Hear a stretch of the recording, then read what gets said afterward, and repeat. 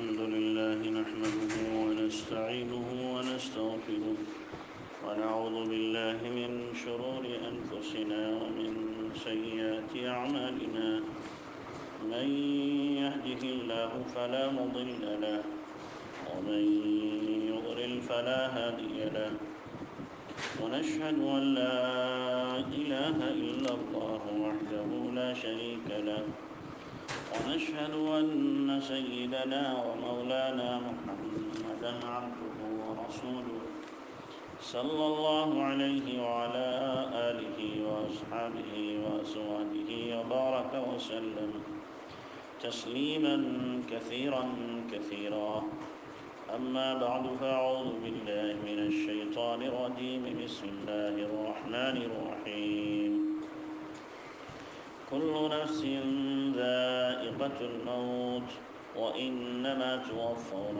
أجوركم يوم القيامة فمن زحزح عن النار وأدخل الجنة فقد فاز وما الحياة الدنيا إلا متاع الغرور لتبلغن في أموالكم وأنفسكم ولتسمعن من الذين أوتوا الكتاب من قبلكم ومن الذين أشركوا أذى كثيرا وإن تصبروا وتتقوا فإن ذلك من عزم الأمور صدق الله العظيم.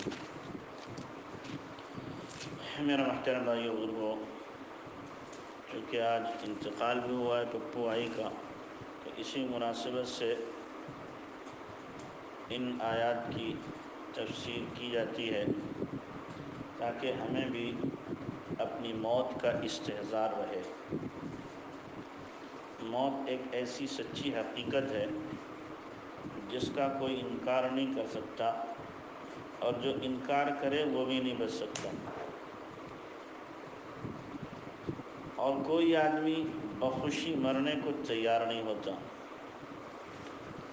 ہر آدمی درازی عمر کے اسباب ڈھونڈتا رہتا ہے کہ کس طریقے سے میری عمر اور زیادہ ہو جائے، جبکہ خدائی فیصلہ اٹل ہے کہ کسی کی نہ دواؤں سے عمر بڑھتی ہے نہ بیماری سے عمر گھٹتی ہے۔ جب چنگیز خان 72 سال کا ہوا اور پوری دنیا میں اس نے خوریزی آم کی اور کھوپڑیوں کے ڈھیر لگائے تو بوڑھا ہو گیا، اب حکومت کرنے کا وقت آیا، تو اس نے پوری دنیا کے طبیبوں، حکیموں، ویدوں کو اکٹھا کیا اور کہا مزے کے دن تو اب آئیں گے، اب تک تو میری زندگی لڑنے میں گزری ہے، لہذا کوئی ایسی دوا بتاؤ جس سے میری عمر بڑھ جائے۔ تو سارے ویدوں، طبیبوں، حکیموں نے کہا خاقان اعظم اتنا تو کر سکتے ہیں کہ آپ کی عمر جتنی طبعی ہے یہ صحیح سلامت گزر جائے گی، اس کی دوا تو ہے، لیکن عمر آپ کی بڑھ جائے ایک دن بھی ہمارے پاس اس کا کوئی نسخہ نہیں ہے۔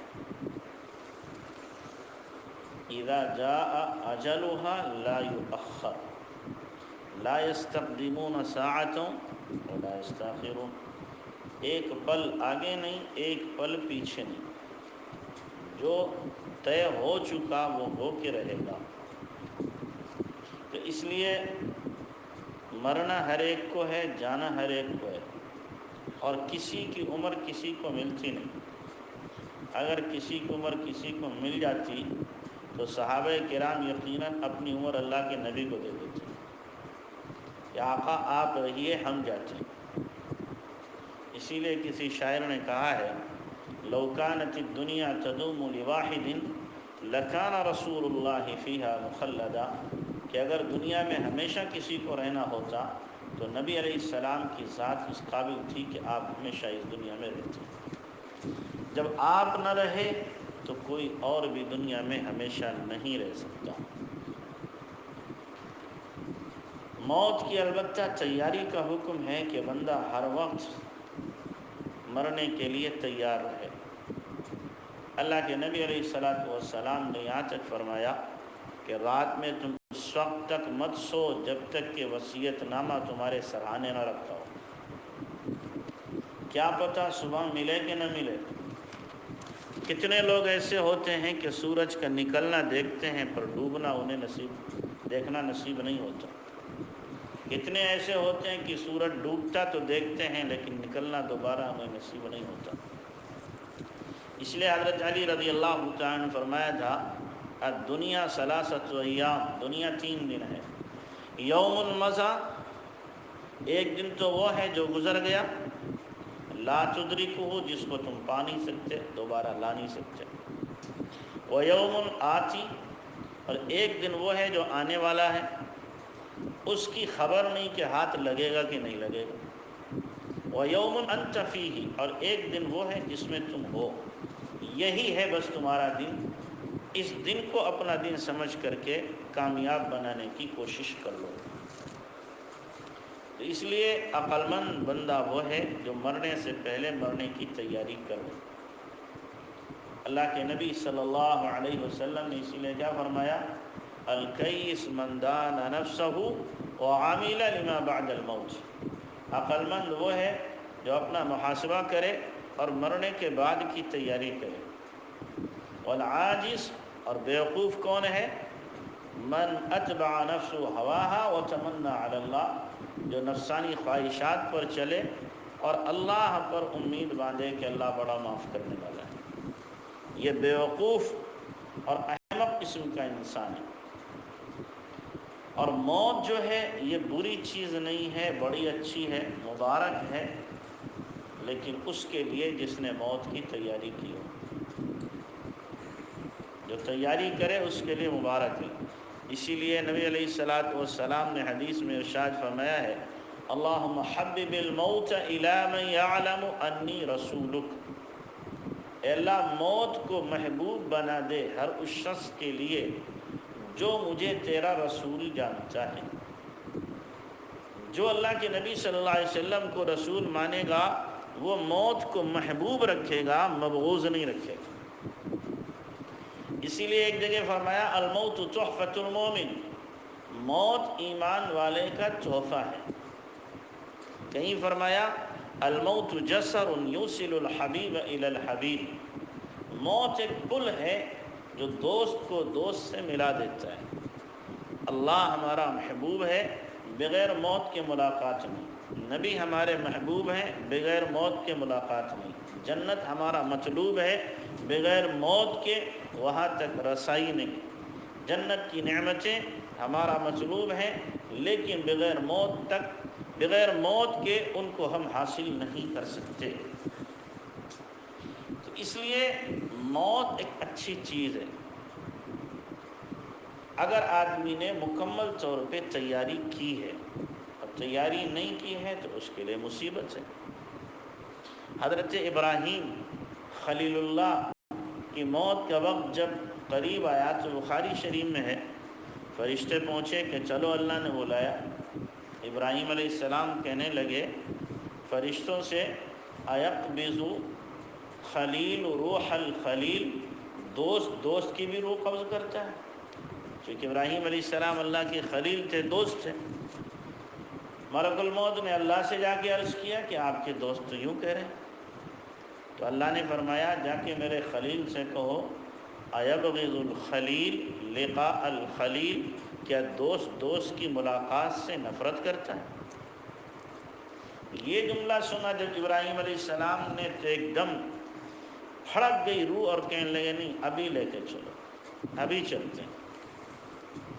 حضرت موسیٰ علیہ السلام کی وفات کا وقت قریب آیا، ملک الموت پہنچے روح قبض کرنے کے لیے۔ جلالی نبی تھے، ایک تھپڑ لگایا تو ملک الموت کی آنکھ نکل گئی باہر، بخاری کی روایت ہے۔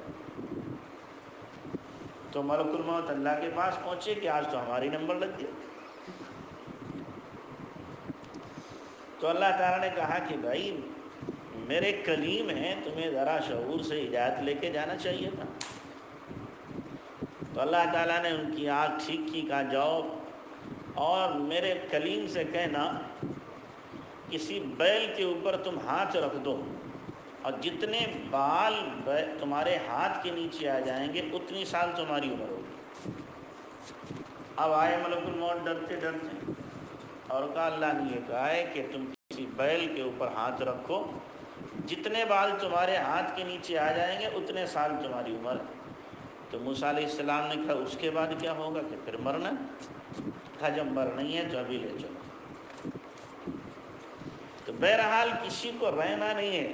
حضرت نوح علیہ السلام 950 سال دنیا میں رہے، یہ نبوت کی عمر ہے ان کی۔ مزید عمر کے بارے میں آتا ہے، کسی نے کہا 1050 سال، کسی نے کہا 1100 1200 1300 سال۔ جب ملک الموت پہنچے کہ چلو بھائی اللہ نے بلایا، کہنے لگے بہت جلدی آ گئے۔ کہا جلدی؟ 950 سال گزر گئے، آپ جلدی کہہ رہے ہیں؟ تو کہا مجھے تو ایسا لگا ایک گھر کے 2 دروازے تھے، ایک سے گھسا دوسرے سے نکل گیا۔ تو 950 سال رہا، وہ یہ کہہ رہا ہے۔ تو ہماری آپ کی ویلو کیا ہے، حیثیتی کیا ہے، عمری کتنی ہے؟ تو اس لیے ہر بندے کو جانا ہے۔ ایک اللہ والے کے پاس میں ایک بڑھیا پہنچی روتی ہوئی، اکلوتا بیٹا اس کا مر گیا تھا۔ کہنے لگی کہ آپ اس پر قدرت رکھتے ہو کہ میرا بیٹا دعا کے ذریعے سے اللہ سے زندہ کرا دو؟ تو وہ بہت سمجھائے لیکن بڑھیا ماننے کو تیار نہیں۔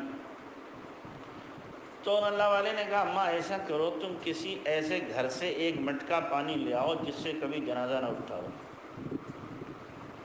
اب وہ ممتا کی ماری مارے ہر گھر میں پھر رہی، پوچھ رہی، کوئی کہہ رہا میرا باپ گیا، کوئی کہہ رہا بھائی گیا، کوئی کہہ رہا شوہر گیا، کوئی کہہ رہا بیٹا گیا، ہر گھر سے جنازہ اٹھ چکا۔ تو آئی کہنے لگی ایسا گھر تو نہیں ملا ہمیں۔ کہا جب ہر گھر سے جنازہ اٹھ رہا ہے، تیرے یہاں سے اٹھ گیا تو کون سی نہیں بات؟ تو اس لیے اللہ تبارک و تعالیٰ نے موت کو ہر بندے کے لیے، ہر جان کے لیے طے کر دیا۔ اور اگر دیکھیے ہر بندہ دنیا میں زندہ رہتا تو ہمارے لیے خود مصیبت ہو جاتی۔ اب مان لو 5 پشتوں پہلے ہمارے دادا زندہ ہوتے تو کون خدمت کرتا ہوں؟ 5 پشتوں پہلے پھر 5 یہ ہوتے تو گھر میں تو بوڑھے ہی بوڑھے ہوتے، خدمت کون کرتا ہوں کی؟ مصیبت ہو جاتی۔ تو اللہ تبارک و تعالیٰ نے نظام بنایا ہے، کوئی آ رہا کوئی جا رہا، کوئی آ رہا کوئی جا رہا، یہ نظام بنا ہوا ہے۔ اور پھر اللہ تبارک و تعالیٰ نے ملک الموت کو جب یہ کام سپرد کیا کہ بھائی تمہیں لوگوں کی روح قبض کرنا ہے، تو کہیں گے اللہ لوگ تو بہت گالی دیں گے، یہ آ گئے روح قبض کرنے کے لیے۔ تو اللہ نے فرمایا نہیں، میں علتیں لگا دوں گا، تمہیں کوئی برا نہیں کہے گا، تمہیں کوئی برا نہیں کہے گا۔ کوئی کہے گا اس کو ڈینگو ہو گیا، اس کو کرونا ہو گیا، اس کو اٹیک ہو گیا، اس کو فالج ہو گیا، اور اس کو برین ہیمریج ہو گیا، فلاں ہو گیا، مگر یہ نہیں کہے گا ملک الموت نے روح قبض کی۔ لوگ منسوب کریں گے بیماریوں کی طرف، حالانکہ روح کو قبض کرنے والے تو ملک الموت۔ اور علامہ سیوطی رحمۃ اللہ لکھا ہے ملک الموت روزانہ ہر بندے سے مصافحہ کرتے ہیں، ہر دروازے پہ دستک دیتے ہیں، تیار رہو آنے والا۔ ان کے سامنے ساری دنیا ایسی ہے جیسے کہ ایک پلیٹ میں ہمارے سامنے 2-4 بوٹیاں پڑی ہیں، تو چاہیں تو ہم اکٹھی اٹھا لیں بوٹیاں چاروں کی چاروں، اور چاہے ایک ایک کر کے کھا لیں۔ ایسی ہی ملک الموت کے سامنے ساری دنیا ہے، چاہیں تو سب کی ایک دم گردن دبا دیں، اور چاہے ایک ایک کر کے اٹھا لیں۔ اور جب گھر والے روتے ہیں کسی جنازے پہ تو ملک الموت کہتے ہیں مجھے تو اس گھر میں اس وقت تک آتے رہنا ہے جب تک کہ ایک روح بھی اس میں رہے گی، اور کہتے ہیں میں نے اس مرنے والے پر ظلم نہیں کیا، یہ اپنے مقدر کا پانی پی چکا، مقدر کی روزی کھا چکا، اور جتنی طے شدہ سانسیں تھیں لے چکا۔ اب اگر یہ دنیا میں رہتا، مقدر اس کا تھا ہی نہیں کھانے کا اور پینے کا، تو کہاں سے کھاتا پیتا؟ میں نے کوئی اس کے اوپر زیادتی نہیں کی۔ فرمایا اگر لوگ یہ آواز ملک الموت کی سن لیں تو مردے پر رونا تو چھوڑ دیں، اپنی فکر کرنے لگیں۔ تو اس لیے مرنے والا تو چلا جاتا ہے، مسئلہ ہمارا اپنا ہے کہ ہم اپنی فکر کریں۔ ایک مرتبہ ایک جنازے میں حسن بصری رحمۃ اللہ علیہ حضرت ابن عباس رضی اللہ عنہ تھے، عبداللہ ابن مسعود تھے، تو ایک جوان پوچھنے لگا کس کا جنازہ؟ کہ تیرا۔ تو اس کا چہرہ فق ہو گیا، ناراض ہو گیا، کہنے لگا اگر تجھے برا لگے تو میرا۔ کہنے کا مقصد تھا کہ جانے والا تو چلا گیا، اب تیرے میرے سے کیا سوال ہے، اصل مسئلہ تو اب میرا ہے۔ آج میں اس کو کندھے پہ اٹھا کے لے جا رہا ہوں، کل کوئی اور مجھے کندھے پہ اٹھا کے لے جائے۔ تو اس لیے ہمیں اپنی تیاری کرنا چاہیے۔ اور دیکھیے مرنے کے وقت میں خاص طور سے اس بات کا خیال رکھنا چاہیے کہ مرتے وقت میں ہم دعا مانگیں، اللہ کوئی مرتے وقت اللہ کا نیک بندہ میرے پاس ہو تاکہ کلمے کی تلقین مجھے کر دے، کلمہ مجھے پڑھا دے۔ اور مرنے والے کے پاس میں کبھی یہ نہ کہیں یہ دیکھو تمہاری بیٹی آئی، تمہارا داماد آیا، تمہارا بیٹا آیا، تمہارا بھائی آیا، پہچانو۔ ارے زندگی بھر تو اس نے ہمیں پہچانا، یہ وقت ہے کم سے کم اللہ کو پہچان لے۔ اس وقت میں کسی کے تعارف کرانے کی ضرورت نہیں ہے، اس وقت میں اسے کلمے کی تلقین کریں تاکہ اس کی زبان پر آخری بول نکلے۔ جب ایک مرتبہ وہ کلمہ کہہ دے تو اب بار بار اصرار نہ کریں، نہ اسے بلوائیں، جو آخری بول نکل گیا چاہے 10 منٹ کے بعد میں انتقال اگر ہو رہا ہے تو وہ آخری بول ہی اس کا مانا جائے۔ اور جب آثار ظاہر ہو جائیں مرنے کے، اگر اسپتال میں ہو تو وہاں سے لے کے آ جائیں۔ عام طور سے اسپتال والے بدبخت یہ کرتے ہیں کہ جب دیکھتے ہیں مریض تڑپ رہا ہے تو بے ہوشی کا انجیکشن لگا دیتے ہیں۔ تو اس وقت کہہ دیں خبردار، بے ہوشی کا انجیکشن لگانے کی ضرورت نہیں، ہم اپنے مریض کو لے جا رہے ہیں، ہمیں معلوم ہے کہ اس کا وقت قریب آ گیا، تاکہ آخر وقت میں وہ کلمہ پڑھ کر دنیا سے جائے، بے ہوشی کے ساتھ نہ رہے، ہوش کے ساتھ دنیا سے جائے۔ اس کا خیال رکھنے کی ضرورت ہے۔ کل نفس ذائقۃ الموت، ہر جی کو چکھنی ہے موت۔ جو آیا وہ جانے کے لیے آیا، جو آئے گا وہ جانے کے لیے آئے گا، نہ آنا اپنے بس میں نہ جانا اپنے بس میں۔ وَإِنَّمَا تُوَفَّوْنَ أُجُورَكُمْ يَوْمَ الْقِيَامَةِ، اور تم کو پورے بدلے ملیں گے قیامت کے دن۔ حضرت فاطمہ رضی اللہ تعالیٰ عنہ کا جب انتقال ہوا تو حضرت علی گھر میں نہیں تھے، جب آئے تو دیکھا فاطمہ جا چکی، اور حضرت فاطمہ رضی اللہ تعالیٰ عنہ نے غسل اپنا خود ہی پہلے دے لیا، قبلہ رو ہو کے لیٹ گئیں۔ اب جنازہ تیار ہوا، قبر میں جب رکھا گیا تو حضرت ابو ہریرہ رضی اللہ عنہ نے غالباً کہا، اے قبر تجھے پتہ بھی ہے آج تو نے کس کو اپنی گود میں لیا ہے؟ نبی کی چہیتی لاڈلی بیٹی فاطمہ ہے۔ تو قبر سے آواز آئی، میں عمل کا صندوق ہوں، یہاں حسب نسب نہیں چلتا، کس کی بیٹی کس کا بیٹا یہ نہیں چلتا، یہاں پر عمل دیکھا جاتا ہے۔ من بطأ به عمله لم يسرع به نسبه، جس کا عمل اسے پیچھے کر دے اس کا حسب نسب والا ہونا اسے آگے نہیں کر سکتا۔ حضرت علی رضی اللہ تعالیٰ عنہ نے قبر میں رکھنے کے بعد 3 مرتبہ آواز دی، فاطمہ فاطمہ فاطمہ، جواب کوئی نہیں۔ تو حضرت علی کہنے لگے فاطمہ، قبر میں جاتے ہی ساری محبتیں ختم ہو گئیں، اور پھر خود ہی کہنے لگے ہاں کون کب تک کسی سے محبت کرتا ہے، میں نے انہی ہاتھوں سے محمد الرسول اللہ صلی اللہ علیہ وسلم کو دفن کیا تھا، اور آج انہی ہاتھوں سے میں نے فاطمہ کو بھی کھو دیا۔ تو ہر ایک کو جانا ہے۔ وَإِنَّمَا تُوَفَّوْنَ أُجُورَكُمْ يَوْمَ الْقِيَامَةِ، اور تم کو پورے بدلے ملیں گے قیامت کے دن۔ جس نے جو کیا اچھا برا، جزا اور سزا، یہ قیامت کے دن۔ فَمَن زُحْزِحَ عَنِ النَّارِ وَأُدْخِلَ الْجَنَّةَ فَقَدْ فَازَ، پھر جو کوئی دور کیا گیا دوزخ سے اور داخل کیا گیا جنت میں، اس کا تو کام بن گیا۔ یہ ہے اصل میں کامیاب۔ ہم جس کو کامیابی تصور کرتے ہیں وہ کامیابی نہیں ہے۔ اصل کامیابی آدمی کا جہنم سے بچ جانا، جنت میں چلا جانا۔ لیکن ہم لوگ کیا کرتے ہیں اپنی اولاد کے لیے کہ جناب یہ اولاد ہماری دنیا میں کامیاب ہو جائے، اچھا کاروبار ہو جائے، اچھی صحت ہو جائے، اچھا مکان ہو جائے، اچھی اس کی تعلیم ہو جائے، اس کی جو فکر ہے۔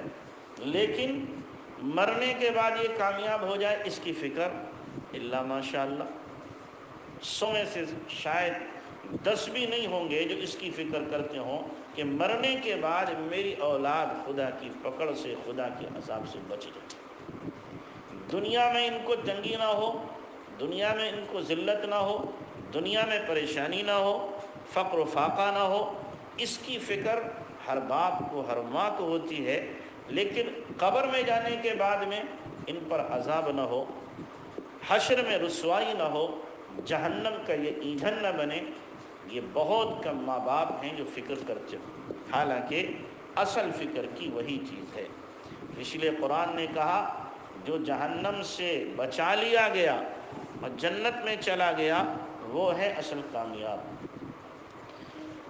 اب دنیا کا مسئلہ آتا ہے کہ دنیا تو بڑی چمکتی دمکتی لہلہاتی دکھائی دیتی ہے، تو اللہ تعالیٰ نے اس دنیا کے خمار کو اتارنے کے لیے فرمایا وَمَا الْحَيَاةُ الدُّنْيَا إِلَّا مَتَاعُ الْغُرُورِ، اور نہیں ہے زندگانی دنیا کی مگر پونجی دھوکے کی، یعنی دھوکے کی پونجی، دھوکے کا گھر ہے یہ جو دنیا ہمیں دکھائی دے رہی ہے۔ جیسے دور سے ریت جو ہے پانی دکھائی دیتا ہے، ایسے ہی یہ دنیا ہمیں چمکتی دمکتی آنکھوں کو خیرہ کرتی ہوئی دکھائی دیتی ہے، لیکن حقیقت کچھ اور ہے، حقیقت کچھ اور ہے۔ متاع کہا قرآن نے، متاع کہتے ہیں عربی میں باورچی خانے کی صافی کو۔ ساری دنیا کو اللہ نے فرمایا باورچی خانے کی صافی ہے، جو برتن اٹھانے کے لیے، صاف کرنے کے لیے، پوچھنے کے لیے صافی رہتی ہے، اس کو کہتے ہیں عربی میں متاع۔ ساری دنیا یہ متاع ہے، باورچی خانے کی صافی ہے، اس کا ہونا تو ضروری ہے تاکہ ہاتھ نہ جلے باورچی خانے میں، لیکن اسی کو سب کچھ سمجھ لے، اسی سے کوئی ہاتھ پوچھنے لگے، منہ پوچھنے لگے، تو ظاہر ہے دنیا اسے پاگل کہے گی۔ تو ایسے ہی اللہ تعالیٰ فرماتا ہے میرے بندو اگر تم اس دنیا ہی کو مقصود بنا لو، اسی کے لیے جیو، اسی کے لیے مرو، اسی کے لیے محنت، اسی کے لیے کوشش، اسی کے لیے تگ و دو، ساری فکریں اوڑھنا بچھونا، تو پھر تم بھی بیوقوف ہو، تم بھی پاگل ہو۔ اللہ ہمیں دنیا کی مکاری سے بچائے اور آخرت کا ذوق و شوق ہمیں عطا فرمائے۔ سبحان اللہ۔